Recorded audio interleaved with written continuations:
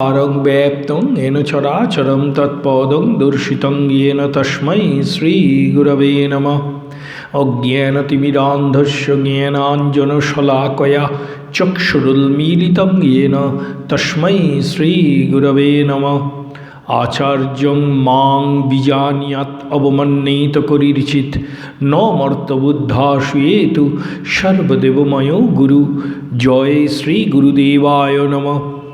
जय श्री गुरुदेवाय नमः। जय श्री गुरुदेवाय नमः नमः। श्रीमद् भागवतम आविशावतार पराशर नंदन कृष्णद्वैपायन व्यासकृत भगवान चिरबालक सुखदेव द्वारा प्रचारित तत्शिष्य ब्राह्मणोत्तम शूद्रोत्तम महामुनि उग्रश्रवा कर्तृक पुनः प्रचारित श्रीमद् भागवतम আমরা তার অশেষ করুণায় স্মরণ মনন শ্রবণ কীর্তন আদি করার অসীম সৌভাগ্য লাভ করেছি। আমরা দশম স্কন্ধের অষ্টম অধ্যায় আস্বাদন করছি বাল্যলীলা, এবং এই অধ্যায়ে যে একটি বিশেষ লীলা যেটি আমরা পূর্ব থেকে স্মরণ মনন শুরু করেছি সেটি হলো নামকরণ লীলা। শ্রী ভগবানের নামকরণ।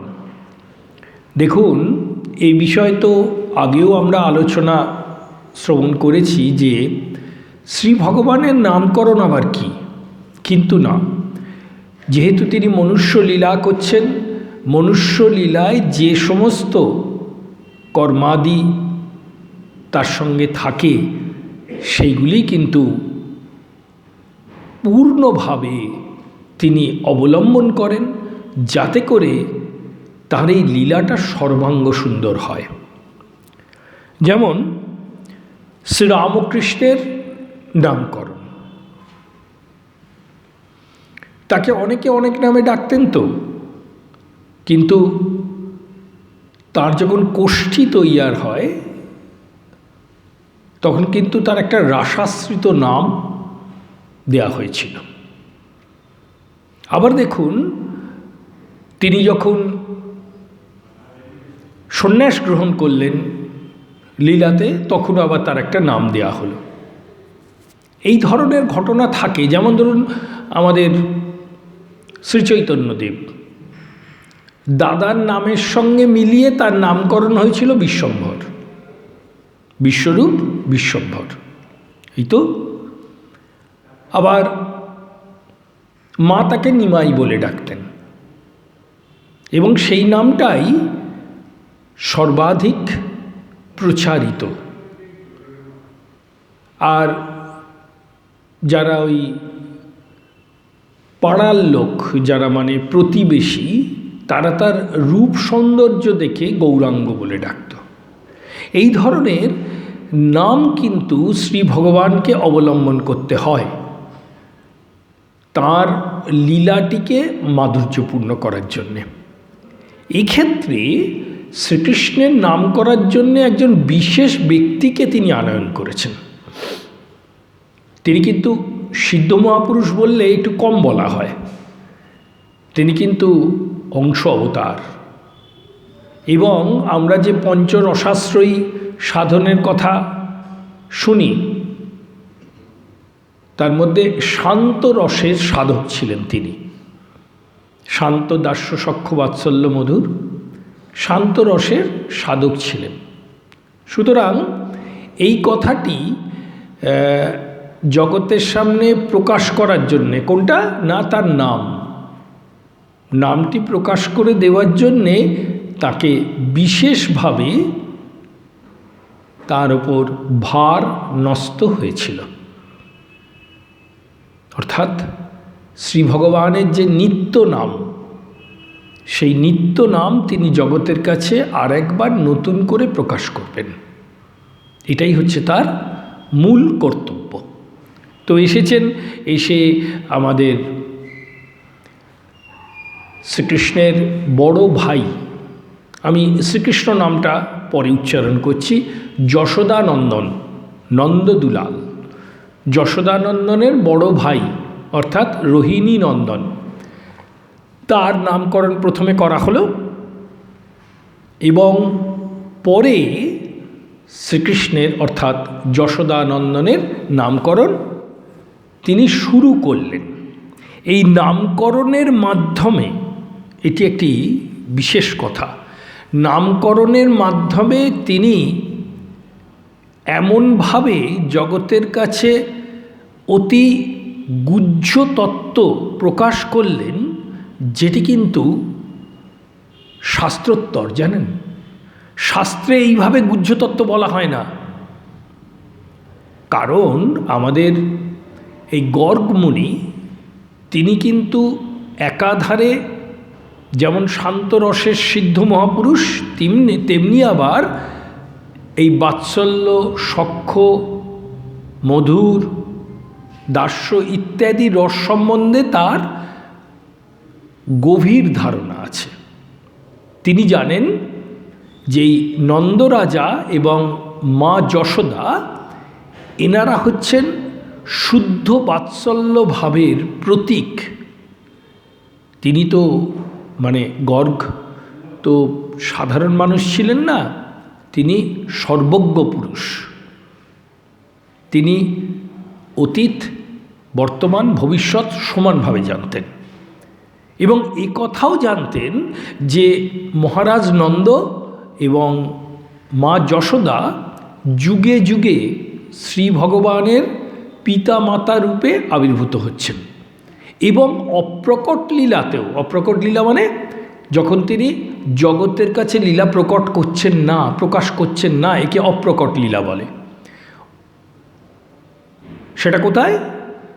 পুরাণ বলছেন যে সেই অপ্রকট লীলা হচ্ছে গোলক বৃন্দাবনে, যে বৃন্দাবনের প্রতিচ্ছবি আমরা এই মর্তে বৃন্দাবনকে দেখি। এটা একটা শর্ত ছিল তার আসার জন্যে। যাই হোক, সেটা অন্যদিকে আলোচনা চলে যাবে। তো সেই গোলক বৃন্দাবনে তিনি নিত্য যে লীলা করছেন, সেই লীলায় কিন্তু এই নন্দ এবং যশোদা পিতামাতা। কারণ এরা হচ্ছে শুদ্ধ বাৎসল্য ভাবের প্রতীক। শুদ্ধ বাৎসল্য, খেয়াল রাখতে হবে, এর মধ্যে কিন্তু কোনো ঐশ্বর্যের ভাব নেই। সুতরাং গর্গ মুনিকে অনেক ভাবনা চিন্তা করে এই নামকরণটি করতে হয়েছে। খেয়াল রাখবেন, এই নামকরণের মধ্যে তিনি এমনভাবে ভাষা প্রয়োগ করেছেন যাতে করে মা যশোদা এবং নন্দ স্বাভাবিকভাবে সেগুলোকে গ্রহণ করেছেন, কিন্তু ভেতরে রয়েছে উচ্চাতি উচ্চ তত্ত্ব। এটা তো কোনো সাধারণ মানুষের পক্ষে সম্ভব নয়, কি বলুন? এটা কখনো সাধারণ মানুষের পক্ষে সম্ভব হতে পারে না। কেন এই কাজটা গর্গ করলেন? না, এই কাজটা করলেন যাতে করে নন্দ এবং মা যশোদার মনে আঘাত না লাগে। আঘাতটা কীরকম? না, ভাবের ব্যত্যয় না ঘটে। আমি একটা ভাবের ভাবি, আমাকে অন্য ভাবের কথা যদি শোনানো হয় নিশ্চয়ই ভালো লাগবে না, উঠে চলে যাব, তাই না? সেই জন্যে তিনি কিন্তু এ বিষয়ে ভীষণ সাবধান ছিলেন।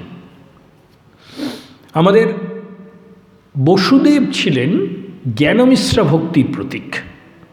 আমরা পরবর্তীকালে এই আলোচনায় আবার আসব। মা দেবকী, পিতা বসুদেব, এরা হচ্ছে জ্ঞানমিশ্রা ভক্তি, শুদ্ধা ভক্তির প্রকরণ কিন্তু তারা নন। এই জন্যে তারা তাঁর পুত্রের মধ্যেও ঐশ্বর্য দর্শন করে অভিভূত হয়েছেন। কিন্তু এই গোকুলবাসী, পরবর্তীকালে বৃন্দাবনবাসী, এদের কিন্তু কোনো হেলদোল নেই, যাকে বলে আর কি। ওই দেখুন না, আমরা তো দেখব পরে যে ওই 7 দিন ধরে আস্ত গোবর্ধন পর্বতটাকে হাতে করে দাঁড়িয়ে আছে।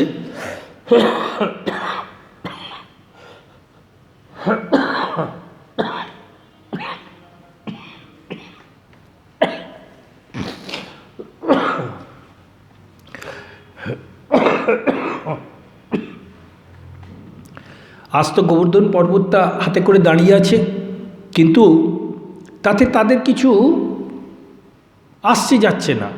বরঞ্চ ওই ব্রজগোপীরা তার মুখটা মুছিয়ে দিচ্ছে। মা যশোদা বলছে, আহা বাছার আমার কত কষ্ট হচ্ছে।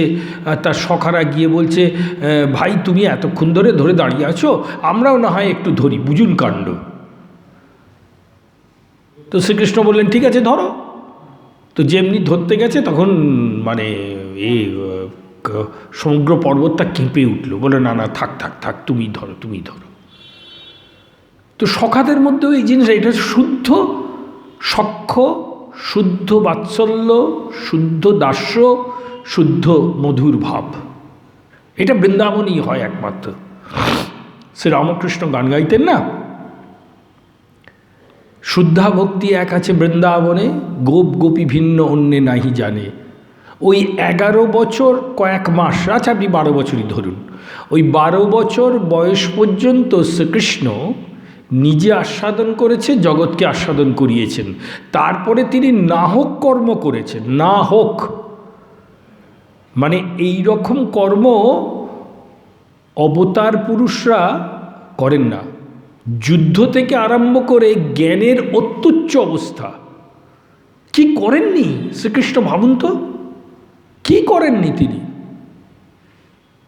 অথচ এই রস কিন্তু আর কোনো দিন আস্বাদন করতে পারেননি, যার জন্যে অত্যন্ত পরিণত বয়সে, মানে পরিণত ভগবানের আবার পরিণত বয়স কি, হ্যাঁ তা নয়, ওই লীলা অপ্রকট করবেন এরম সময় আর কি, তিনি কিন্তু খুব ব্যাকুল হয়ে পড়েছিলেন ওই বৃন্দাবনে তাহার ওই শুদ্ধ ভক্তদের জন্যে। এই কথাও বিভিন্ন পুরাণে অত্যন্ত বিস্তৃতভাবে আলোচিত আছে। তো ফিরে আসি আমরা নামকরণের মধ্যে। তো গর্গ নামকরণ করছেন। আমরা ইতিপূর্বে বলরামের নামকরণ শ্রবণ করেছি, এবার শ্রীকৃষ্ণের নামকরণও শুরু করেছি আমরা। তো সেই শ্লোকটা একবার শ্রবণ করে নিয়ে আমরা পরবর্তী শ্লোকগুলি শ্রবণ করি। জয় রাধে।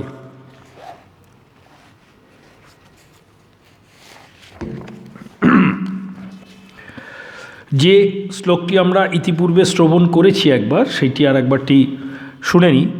আসন বর্ণাস্তয়োহস্য গৃহ্ণত অনুযুগংতনু শুক্ল রক্তস্তথাপি তো ইদানিং কৃষ্ণতাগত। এটির আমরা ব্যাখ্যা আগের দিন শ্রবণ করেছি, শুধু মানেটা একবার শুনে নেব। এই তোমারই পুত্র বিভিন্ন যুগে বিভিন্ন রূপে আবির্ভূত হয়েছে। কখনো শুক্লবর্ণের মানে সত্যযুগে, কখনো রক্তবর্ণের ত্রেতায়, কখনো পীতবর্ণের। এটা কোথায় কবে হয়েছে বলেননি, আমরা ব্যাখ্যাটাও শুনেছি। ইদানিং কৃষ্ণতাগত, এখন তিনি কৃষ্ণরূপে আবির্ভূত হয়েছেন। প্রকৃতপক্ষে কৃষ্ণতাগত এই কথাটির মাধ্যমে আমাদের গর্গাচার্য জগৎকে মুখ্য নামটি প্রকাশ করে দিলেন। মুখ্য নাম হচ্ছে কৃষ্ণ। পদ্মপুরাণে আছে, অর্জুনকে বলছেন, হে পরন্তপ দেখো আমার অনন্ত নাম, এই নামের মধ্যে সর্বশ্রেষ্ঠ হচ্ছে কৃষ্ণ। এই কৃষ্ণ নামে আমি খুব আনন্দ পাই। তাই যে ভক্ত আন্তরিকভাবে এই নাম উচ্চারণ করে আমাকে ডাকে, আমি তার দ্বারা মানে তার ভালোবাসার দ্বারা, প্রেমের দ্বারা আবদ্ধ হতে বাধ্য থাকি। সুতরাং এই যে কৃষ্ণ নাম, এর মহিমা অতুলনীয়। তো এই নামটি প্রকাশ করে দিলেন আমাদের গর্গাচার্য। এর বিস্তৃত ব্যাখ্যা আমরা পূর্বে শ্রবণ করেছি। এরপরে বলছেন, প্রাগয়ং বাসুদেবস্য ক্বচিৎ জাত তব আত্মজ বাসুদেব ইতি মানভিজ্ঞা বাসুদেব ইতি শ্রীমানভিজ্ঞা সম্প্রচক্ষতে। বঙ্গানুবাদ একবার শুনি। বলছেন, তোমার এই পরম সৌভাগ্যশালী পুত্র কোনো সময় বসুদেবের পুত্র বলে জন্মগ্রহণ করেছিলেন। সেজন্য তত্ত্বজ্ঞ ব্যক্তিগণ ইহাকে বাসুদেব নামে অভিহিত করে। বসুদেবের পুত্র বাসুদেব, সহজ কথা। এটা কি সত্যি না? তিনি যাতে করে ভাবের ব্যত্যয় না হয় তারা যাতে ভাবে আঘাত না লাগে, সেই জন্যে তিনি সত্যটাকে এমনভাবে প্রকাশ করলেন যেটা তুমি এও বুঝতে পারো, ও বুঝতে পারো। বসুদেবের পুত্র বাসুদেব, এ বিষয়ে তো কোনো সন্দেহ নেই। কিন্তু কবে লীলা করছেন? দ্রাপরে, তাই তো? আর বেদ কবে সৃষ্টি হয়েছে? বেদে বাসুদেব নাম আছে, স্বয়ং ভগবানের নাম বলা হয়েছে বাসুদেব। আর শ্রীমদ্ ভাগবতমে বাসুদেব নামটি একটি অন্য মাত্রায় প্রকাশ করা হয়েছে। অবতার প্রকরণ আমরা শ্রবণ করেছি প্রথম স্কন্ধে 3য় অধ্যায়। সেখানে ভগবানের নামের মহিমা বলার জন্যে একটি শ্লোক উদ্ধৃত হয়েছে।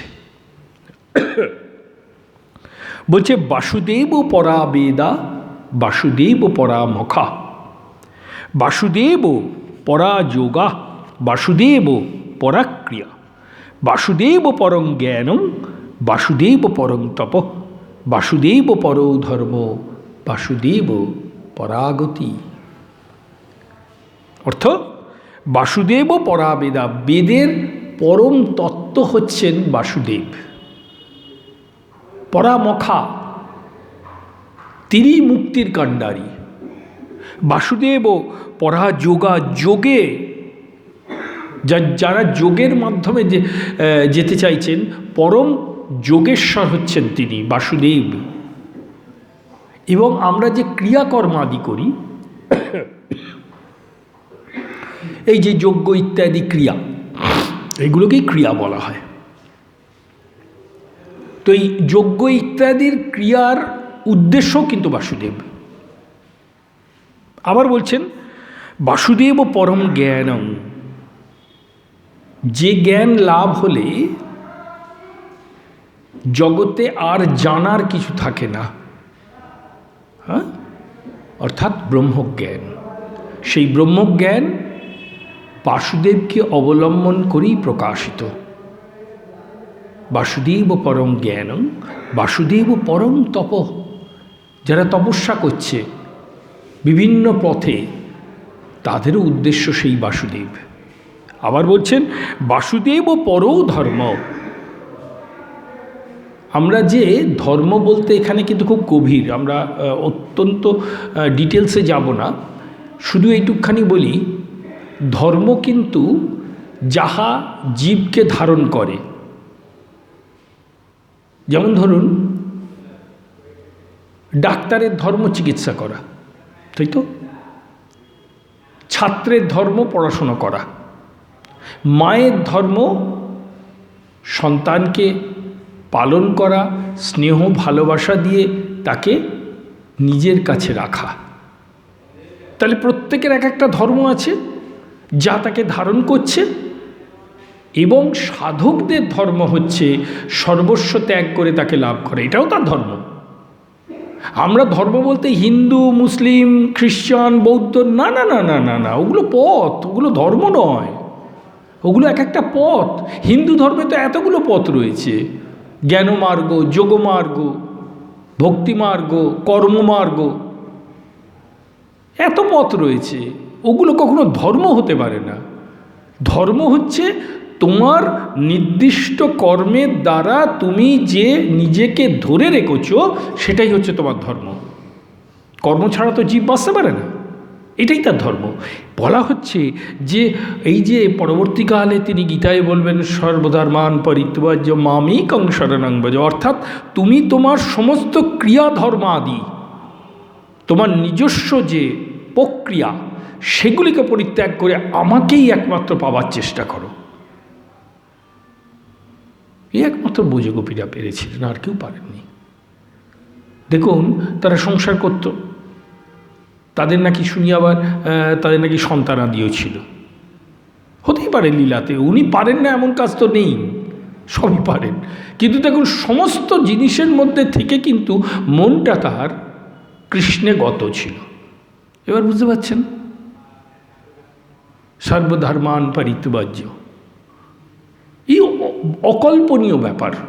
এটা এই শ্লোকটিকে ব্যাখ্যা করতে গেলে সন্ধ্যের পর সন্ধ্যে লাগে। যাই হোক, তো এবার বলছেন যে পরধর্ম এবং বাসুদেব পরাগতি, আলটিমেটলি পরিশেষে কিন্তু আপনি বাসুদেবকেই লাভ করবেন। কে বাসুদেব? কৃষ্ণ। তিনি কিন্তু রূপ পাল্টে আসছেন। কেন আসছেন না? জগৎকে এইটুকখানি শিক্ষা দেওয়ার জন্যে। ওই যে গীতায় বাপু আমি এত কথাগুলো বললুম, তা তোমরা তো কি বলবো, মুখস্থ করে শ্লোক আওড়ালে, লোককে বোঝালে, নিজে বুঝলে না। লোককে বোঝালে, নিজে বুঝলে না। আর নিজে বুঝলে কি এত বিভেদ হতো? এটা তোমরা ধরতে পারলে না। এই বিভেদের কারণটাই কিন্তু না বোঝাটা। যে বুঝেছে তার কাছে কিন্তু কোনো বিভেদ নেই। যেমন একটি শ্লোক তো আমরা গীতাতে খুব মনে করি, খুব বলি, যে যেভাবে আমাকে ভজনা করে আমি তাকে সেইভাবে প্রাপ্ত হয়ে থাকি। কিন্তু তার পরের লাইনটা কিন্তু আর বলি না। সেটি কিন্তু অত্যন্ত গভীর এবং বেদান্তের সার। কি বলছেন? যে পদ দিয়েই যাক না কেন, পরিশেষে আমাকেই প্রাপ্ত হবে। তাহলে বিভেদ রইল কোথায়? এবার বুঝতে পারছেন? এই দেখুন, বাসুদেব পরাগতি, যে যথা মাং প্রপদন্তে তাং সুথৈব ভজাম্যহম। না, পরেরটা মম বর্তানুবর্তন্তে মনুষ্যা পার্থ সর্বশ। এবার বুঝতে পারছেন? তিনি রূপ পাল্টে আসছেন শ্রীচৈতন্য শ্রীরামকৃষ্ণ রূপে। কিসের জন্যে? এই আমাদেরকে ভালোবাসেন বলে। আমরা ভালোবাসি না, তিনি ভালোবাসেন। এবং তিনি যে ভালোবাসেন এটা সাধনের দ্বারা, যদি একটু একটু সাধন করলে তো আর পুরোটা পাওয়া যাবে না, একটু একটু করে যদি আমাদের অনুভব হতে থাকে, তখন তার কৃপা উপজয় হয়। তখন তিনি কৃপা করে আমাদের বুঝিয়ে দেন যে দেখ, আমি তো সব থেকে প্রিয়জন। ফিরে আসি ভাগবতে। আবার বলছেন যে কোনো এক সময় তিনি বসুদেবের পুত্র রূপে জন্মগ্রহণ করেছিল। তোমার পুত্র বসুদেবের পুত্র রূপে জন্মগ্রহণ করেছিল, তাই তার নাম হয়েছে বাসুদেব। সহজ কথা, সহজভাবে নিলেন নন্দ। হ্যাঁ, সত্যি তো হতেও পারে, কারণ ইনি তো দৈবজ্ঞ নয়, ইনি হচ্ছেন সর্বজ্ঞ পুরুষ। তো ইনি অতীত জানেন, কোনো এক অতীতে হয়তো বসুদেবের পুত্র হয়ে জন্মেছিলেন, তাই তার নাম বাসুদেব। ঠিক আছে, বাসুদেবও নাম হলো। পরের শ্লোকে বলছেন বহুনি সন্তি নামানি রূপানি চ সুতস্য চেয়ে। মা করবেন, বহুনি সন্তি নামানি রূপানি চ সুতস্য তে গুণকর্মানুরূপানি তানহং বেদ ন জানা। অনন্ত নাম, অনন্ত কর্ম শ্রী ভগবানের সাধারণ মানুষ জানে না, আমি জানি। কে বলছেন? গর্গ, সর্বজ্ঞ পুরুষ। অর্থ বলছেন যে তোমার এই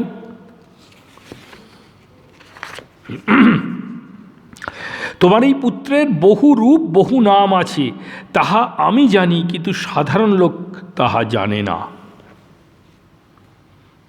হতেই পারে, সত্যি কথাই।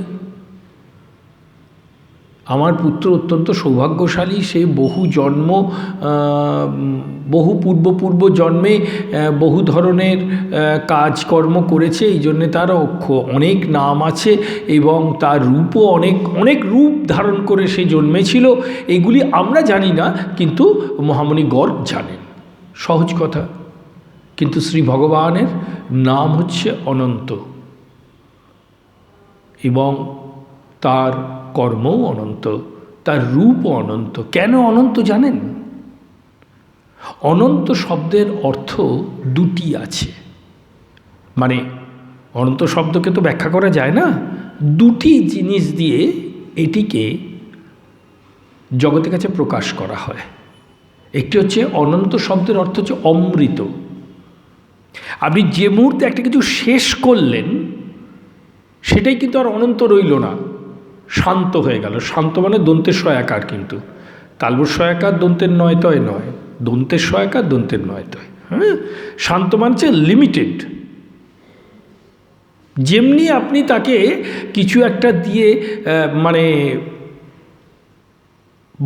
ব্যাখ্যা করতে চেষ্টা করলেন, অমনি সেটা শান্ত হয়ে গেল। আবার ধরুন এই যে অনন্ত, অমৃত মানে কি? যাহা মৃত নয়। মৃত মানে কি? যাহা সৃষ্ট নয়। সৃষ্ট মানে কি? যাহা এই প্রকৃতিতে প্রকাশিত অথচ প্রকৃতির অংশ নয়, এটাকে বলা হচ্ছে অমৃত। এই যে আমরা জানি অমৃত খেয়ে দেবতারা অমর হয়ে গেছে, ওগুলো কাহিনী, গল্প আমাদের বোঝানোর জন্যে। অমৃত কি জানেন? অমৃত হচ্ছে তার নাম।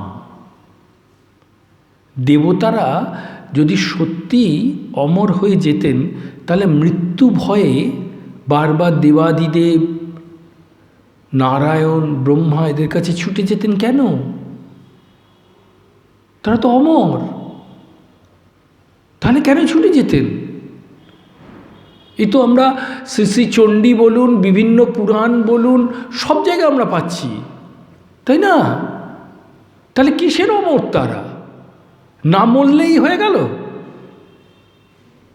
এবং প্রত্যেকটি দেবতা তো সৃষ্টি আছে, মহাভারতে আছে তো, ইন্দ্রাদি সব দেবতার সৃষ্টি আছে, কিন্তু ভগবত কৃপায় তারা, তাদের মৃত্যু হবে না, এইটুকখানি তো, আর তো কিছু নয়। কিন্তু যারা তার নামের রস আস্বাদন করেছে, যারা তাকে ভালোবেসেছে, যারা তাকে প্রাণের প্রাণ বলে জেনেছে, তারা কিন্তু নির্ভয় হয়েছে, মরা বাঁচার বাইরে চলে গেছে, তারা প্রাকৃতিক জীব রইল না। এই হচ্ছে অমরত্ব, এই হচ্ছে অমৃত হয়ে যাওয়া। আছে না সেই বিখ্যাত শ্লোকটি? আমরা ব্যাখ্যায় যাব না এখন, তাহলে অন্যদিকে চলে যেতে হবে। জেনাং অমৃতা শ্যাং তেমহং কিম কুর্যাম, যদেব ভগবান বেদ তদেব মে ব্রুহুতি।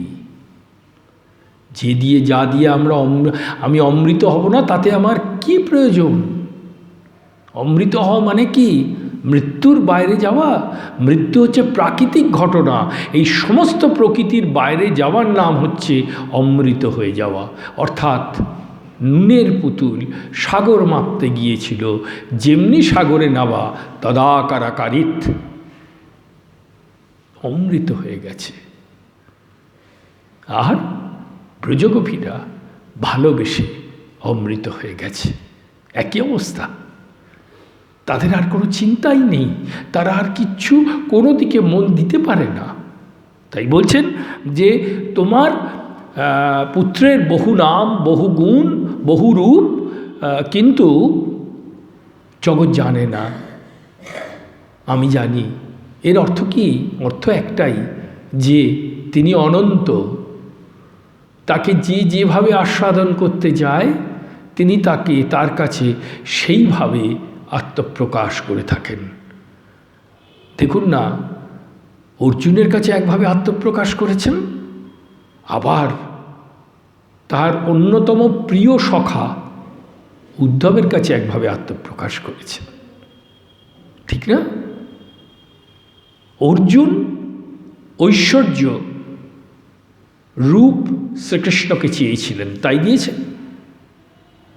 আর উদ্ধব জ্ঞানোত্তর, জ্ঞানমার্গের পরে, সমাধির পরে শ্রীরামকৃষ্ণ নরেন্দ্রনাথকে বলেছিলেন, উদ্ধব সেই জ্ঞানমার্গের পরের অবস্থাটা আস্বাদন করতে চেয়েছিলেন তার প্রিয় সখার মাধ্যমে, তাই তাকে বৃন্দাবনে পাঠিয়ে দিলেন।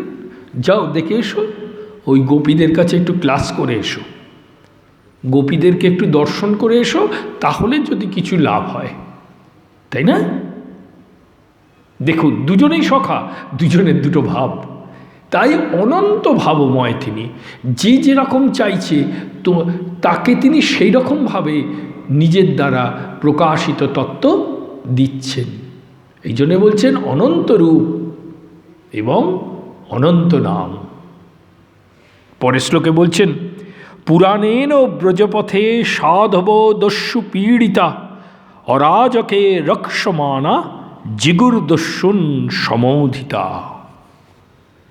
আরও গভীরে যাচ্ছেন এবং প্র্যাকটিক্যাল বা ব্যবহারিক প্রয়োগ করছেন। শুনি বঙ্গানুবাদ। তোমার এই পুত্র, হে গোপরাজ, পূর্বকালে দেবরাজ ইন্দ্র স্বর্গচ্যুত হলে তোমার এই পুত্র দেবগণকে রক্ষা করেছিলেন। দেবগণ তোমার এই পুত্রের বলে বলীয়ান হয়ে দস্যুগণকে জয় করেছিল।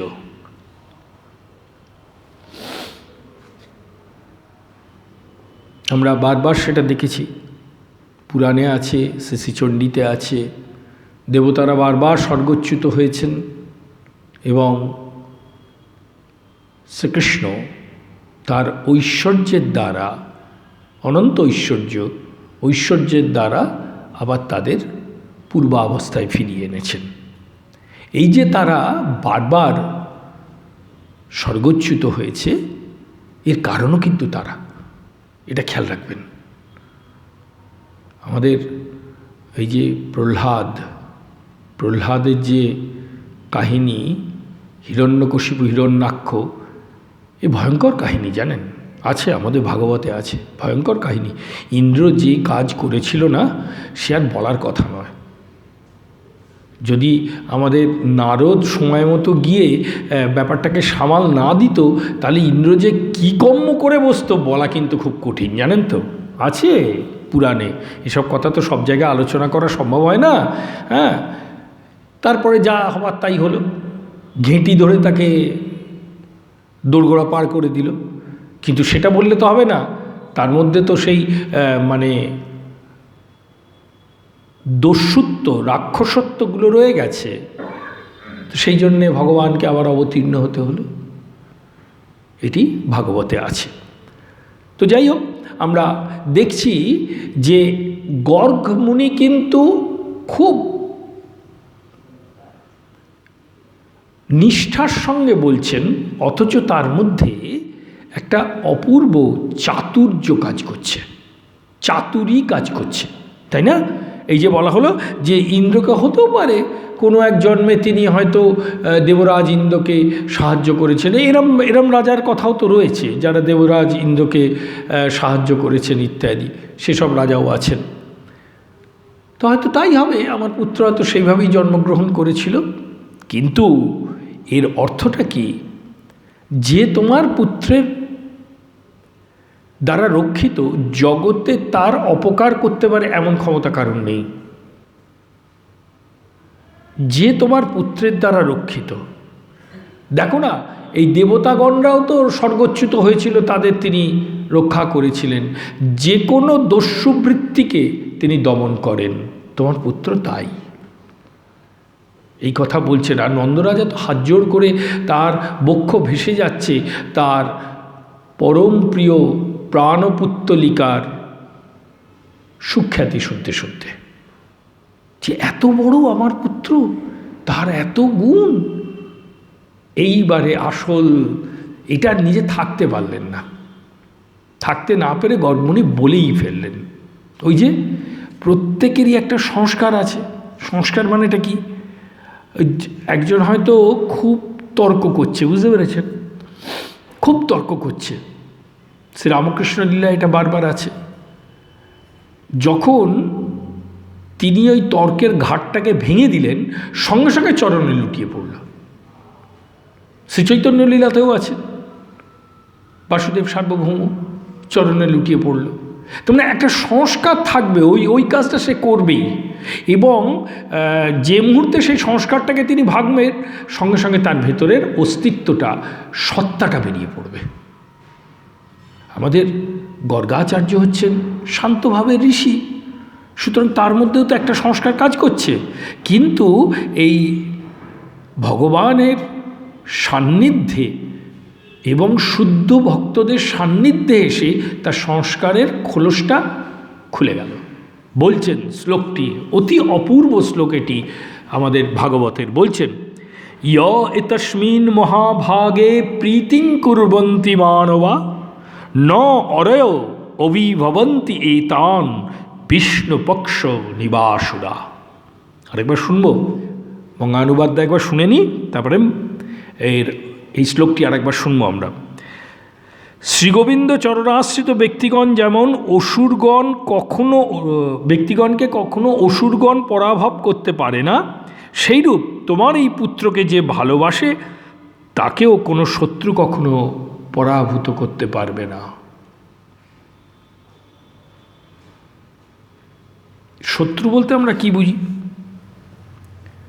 এটা একটা কিন্তু খুব জল্টেড কোশ্চেন।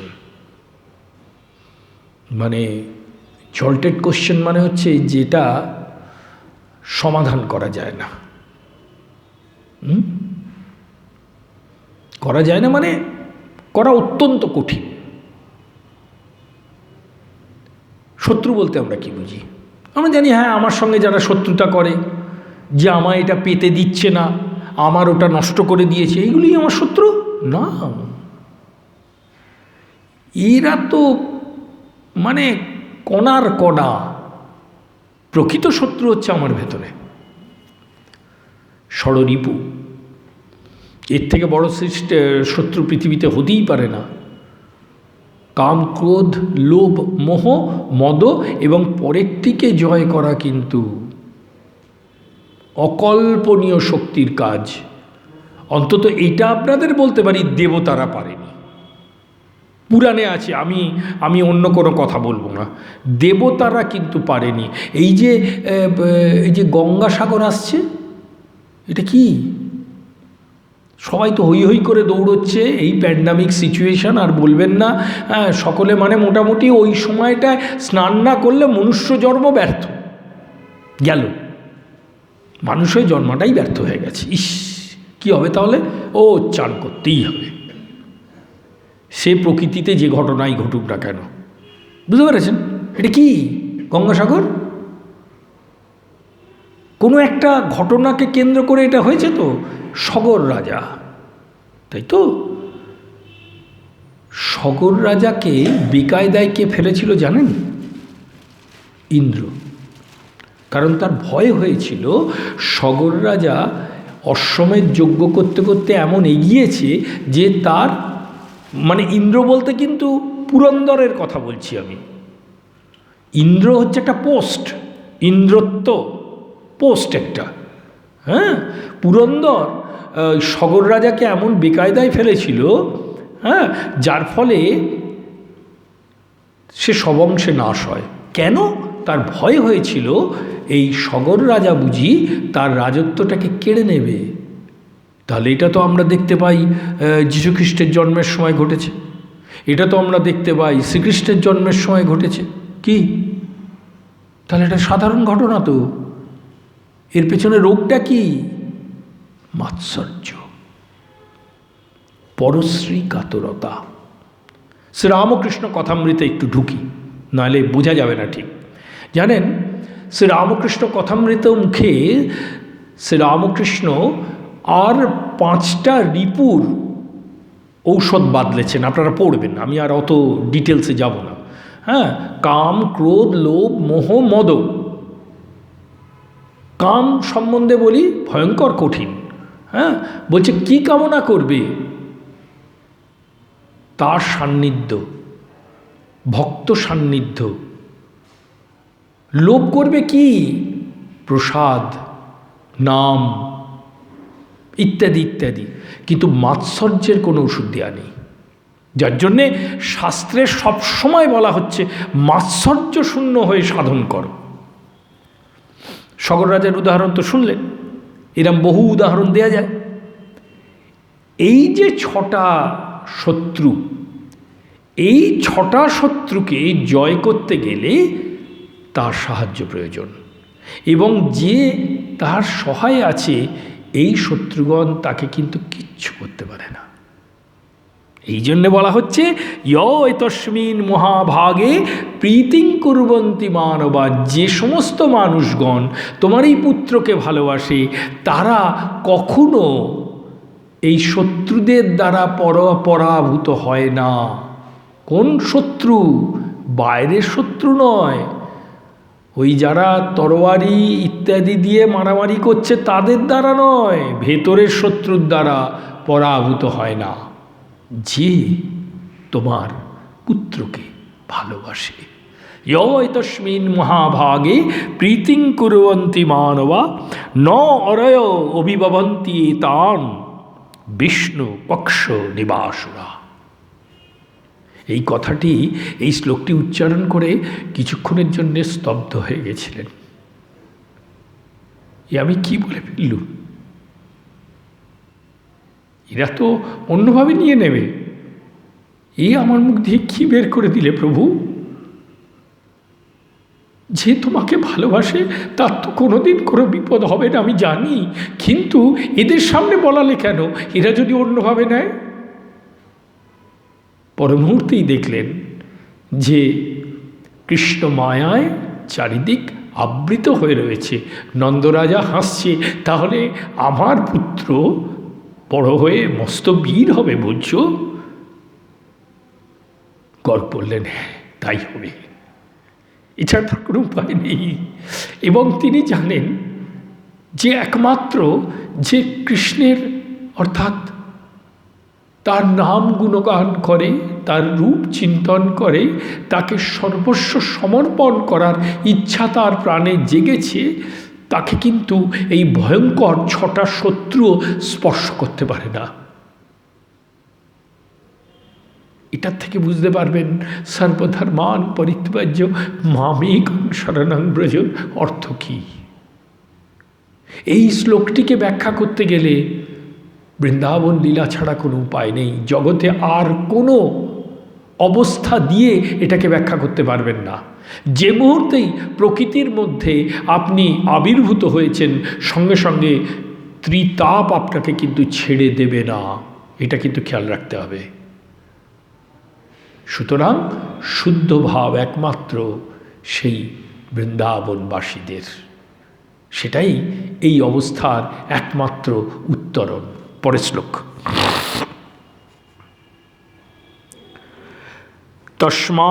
তস্মাৎ নন্দ আত্মজ অয়ং তে নারায়ণ সমগুণৈ শ্রিয়া কীর্তানুভাবেন গোপস্য সমাহিত। বলছেন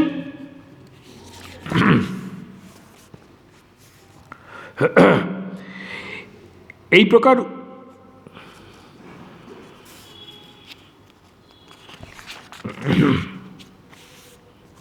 অতএব হে নন্দ, তোমার এই পুত্র সম্পদ, সদ্গুণ, কীর্তি এবং প্রভাবে নারায়ণ তুল্য।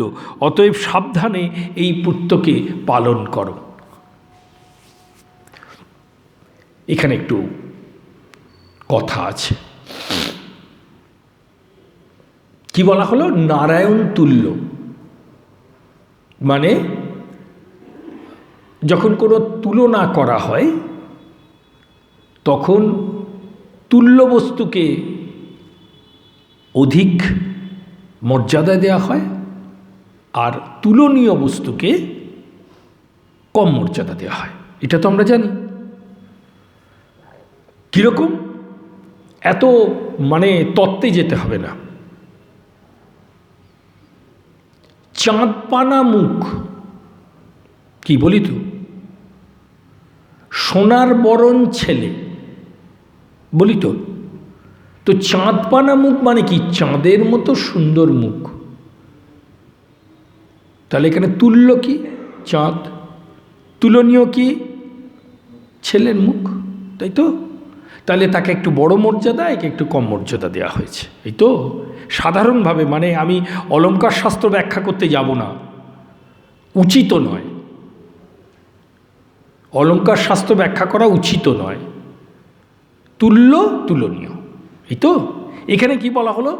নারায়ণ সমগুণই, অর্থাৎ নারায়ণকে তুল্য করা হলো এবং যশোদা দুলালকে তুলনীয় করা হলো। এই ছাড়া কি আমাদের গর্গাচার্যের আর কোনো উপায় ছিল বলুন তো? তিনি যদি ঠিক উল্টোটা বলতেন, স্বয়ং নারায়ণ বিষ্ণু হচ্ছে তোমার পুত্রের সঙ্গে তুলনীয়, তাহলে ব্যাপারটা কি দাঁড়াতো বলুন দেখিনি? সাংঘাতিক কাণ্ড হয়ে যেত। বললেন আপনি এরকম কথা বলছেন কেন? এরকম প্রশ্ন উঠতে পারে, এরকম কথা বলছেন কেন? তাহলে তো ভাগবতের আরও ভেতরে ঢুকতে হবে।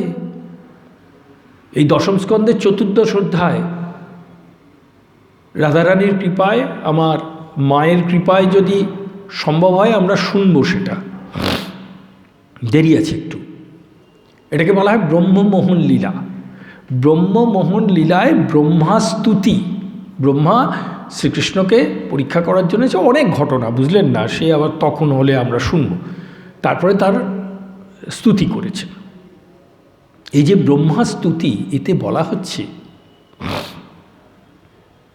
তুমি মূল, একদম বলা আছে, আমি শ্লোকে যাচ্ছি না, তোমার থেকেই কিন্তু আমাদের সৃষ্টি। আমাদের বলতে ব্রহ্মা, বিষ্ণু, রুদ্র, শিব নয়, খেয়াল রাখবেন, এটা কিন্তু একটুখানি খেয়াল রাখতে হবে। শিব শব্দের অর্থ হচ্ছে মঙ্গল। শ্রী ভগবান তিনিই শিব। শ্রী চৈতন্যদেব পুরীতে ওই ভক্তদের, তখন তো লড়াই ছিল, সে রামকৃষ্ণের সময়ও ছিল, শৈব বৈষ্ণব এদের মধ্যে খুব আকচি হতো, জানেন তো। শ্রী চৈতন্যদেব দ্ব্যর্থহীন ভাষায় বললেন যে কৃষ্ণে এবং শিবে পার্থক্য করবে, সে আমার কৃপা থেকে বঞ্চিত হবে। তার মানে দুটি সমান। এই যে রজগুণ, রজগুণের প্রকাশে হচ্ছে ব্রহ্মা সৃষ্টি করছেন।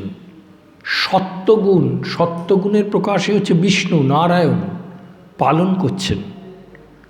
এবং রুদ্র শিবের অংশ তমগুণে বিনাশ করছেন। তাহলে বোঝা গেল। আর তিনি কি? তিনি গুণাতীত, ঈশ্বর পরমকৃষ্ণ, সচ্চিদানন্দ বিগ্রহ, অনাদিরাদি গোবিন্দ, সর্বকারণ কারণ।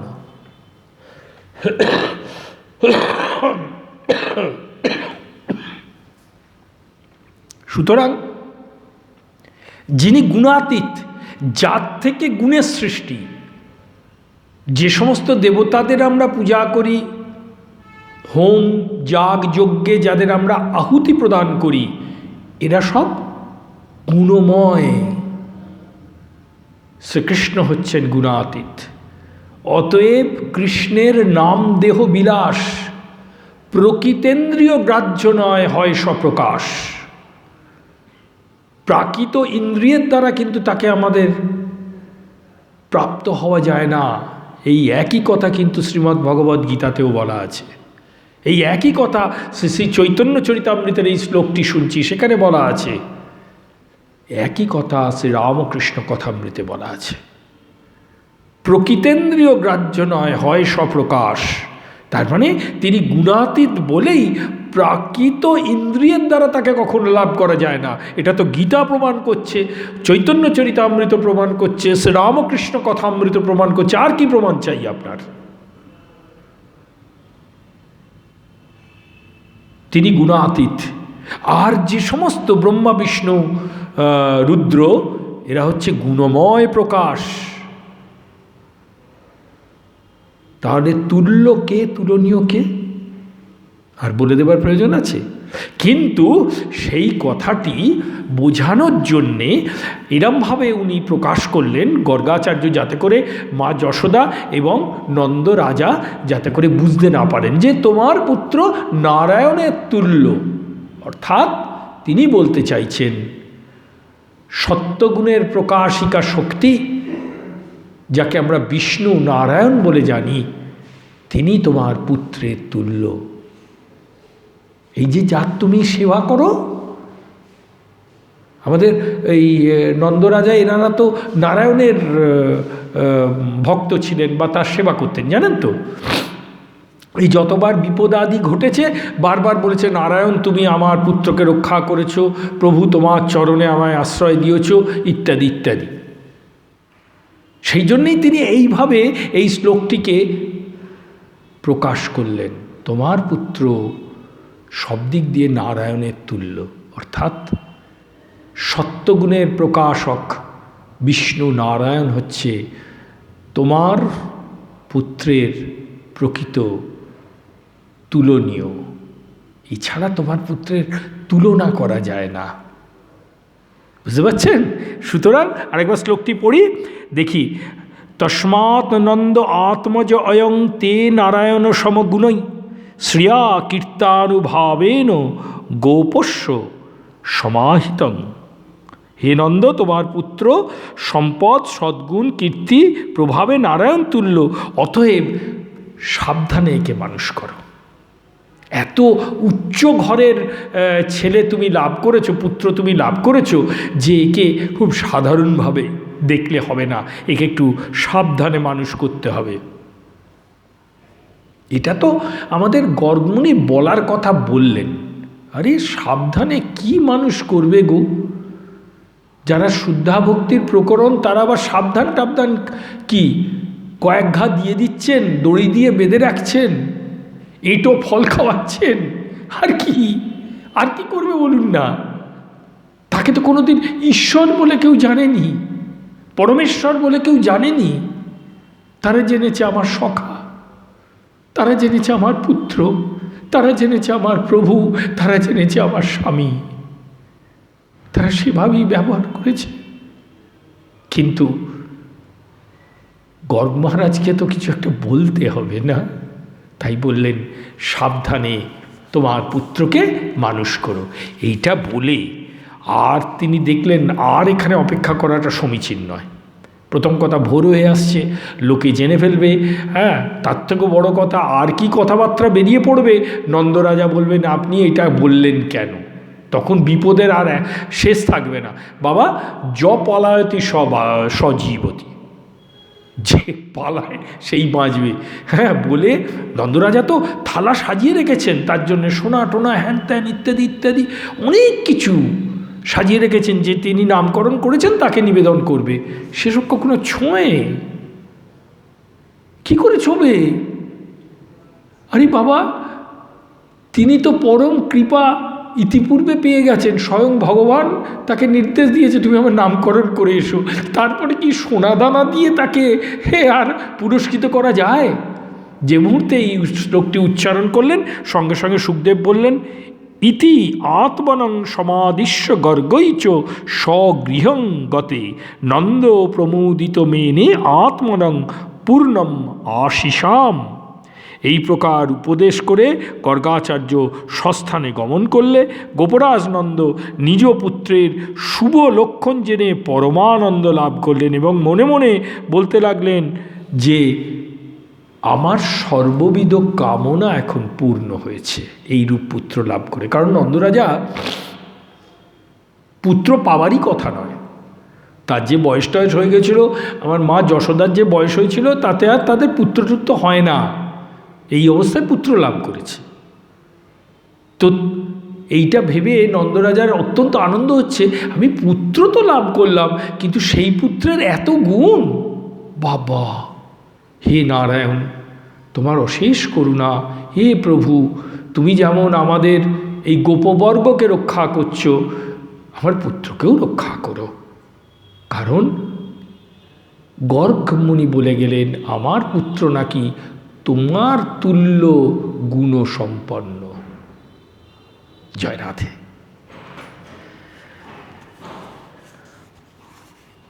বংশী বিভূষিত করণ্যাব নিরদাভাত পীতাম্বর দরুণ বিম্ব ফলধর উষ্ঠাৎ পূর্ণেন্দু সুন্দর মুখারবিন্দ্র নেত্রাৎ কৃষ্ণাৎ পরং কিমপি তত্ত্বমহং ন জানে।